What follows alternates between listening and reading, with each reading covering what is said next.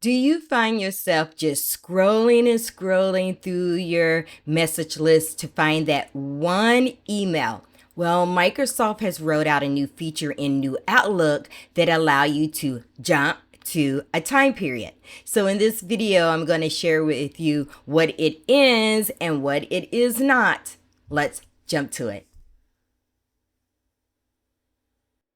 So first, I want to start with what it is not. It is not a search command, nor does it filter. So the way it works is if you click on jump to and choose a time period, let's say last week, it is going to jump to last week. Now, if I want to jump to last year, again, it's going to take us to that time period. The reason why I say it is not a search feature because many folks has thought that it was going to only show the results for that time period. So let me do this again. If I do a jump to last month, notice how I see last month.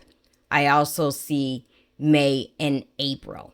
Now, I'm going to give you a few tips here. If you want to see only the time period, let's say March of 2025, you can use the search command received : and put in the date, 2 periods, and the end date. So that's how you will search for that time period only, right? It also works for if you're looking for sent in that date range. That's how you will see it. The other thing that I will mention about when it comes to the search, remember in Classic, we used to be able to type in sent and we would say last week. These commands do not work well at all, right? Note, see these dates here, they don't work well. So I keep that in mind. The second tip that I want to share with you is right now I have my inbox sorted by the most recent on top. If I choose jump to and want to go to March, I recommend that you choose the last date of that month because now I will see all the results for that time period. If I would have chose March 1st, it would have jumped straight to March 1st and I would see in view, that time period.